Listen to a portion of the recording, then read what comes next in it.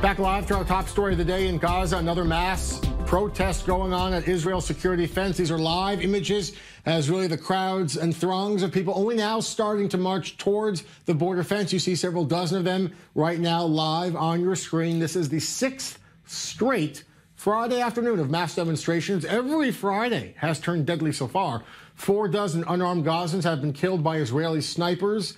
More than 1,000 others shot and wounded, according to Palestinian health officials. The IDF says that most of the people killed were confirmed Hamas operatives or were actively plotting to tamper with the security fence and infiltrate into Israel, and they pose an immediate threat. These are live images now. Back in studio with me, I have Shai, Ben-Ari, our senior defense correspondent. But first, let's go back to the border region with Daniel Tsemach, who is covering a series of protest movements on the Israeli side today. Daniel, let me start with you. I have to ask, just to be honest, the weather is very, very hot. Temperatures hovering around 90 degrees. Is that having an impact, perhaps, on the turnout of the protest today and even at the counter-protest that you're attending?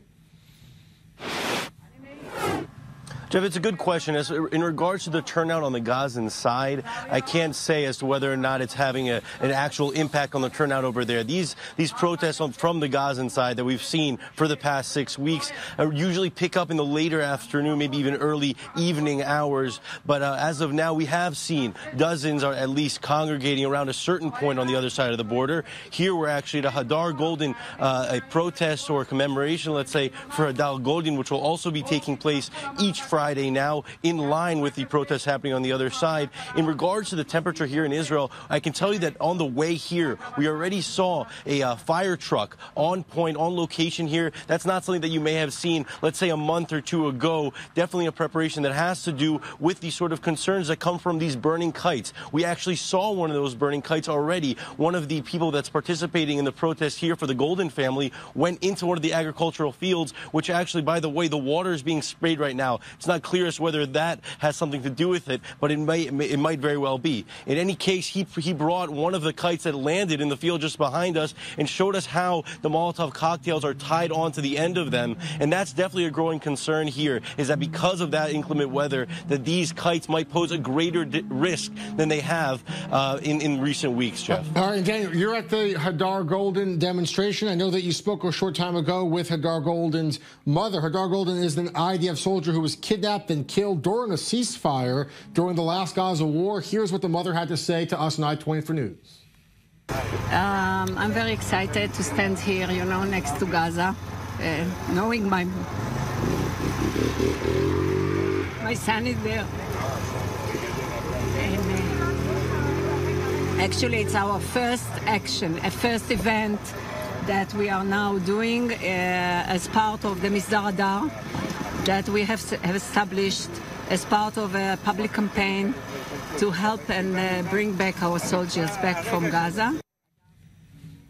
All right, Daniel, stand by for us real quick. I want to bring Shai in studio. How does the IDF combat this kite bomb threat? It is a real threat. There have been Israeli fields and farmland set ablaze in recent days. How does the IDF deal with that? Correct. They've been trying to use actually drones, mini drones, against these kites that we've seen hovering over Israeli territory.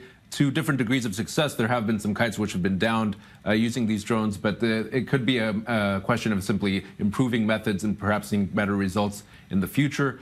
It began as something that was rather perhaps looked fairly innocent, but we've seen several cases of large portions of agricultural land being burned to dust, basically, as a result of these flaming kites. And there's a lot of pressure coming from the local residents to indeed pick up the methods, or at least the countermeasures by the IDF. There's some speculation that perhaps the kite flyers themselves will be targeted. We'll see if that actually happens today. Running out of time, but Daniel, let me ask you a quick question. The reason for these counter demonstrations, perhaps, do they feel that the international media, that the world's attention is not portraying a fair picture of the threat at these protests, the reason for the live fire? Well, Jeff, what I can tell you is that from what we experienced of the counter-protest that was really near here at the Yad Mordechai, is another kibbutz near the Gaza border, we heard from several different people there regarding their takes on what Israel is doing in the Gaza Strip, and that the nature of the protests happening on the other side of the border behind me, and that it's indeed a peaceful protest, and that the Palestinians that have been killed have been women and children. And it's indeed true. There have been cases of teens killed. A 15-year-old recently was killed, but claiming that all of those lives lost in this recent mass protest that's been going on for a month and a half now are all peaceful protesters. But we're going to have to wait and see how that actually turns out today on the 6th week, Jeff. All right, Daniel Tsemach, thank you so much for that live reporting near the Israel-Gaza border. Shai Ben-Ari, your analysis as well on the threat and what the IDF is trying to do about it.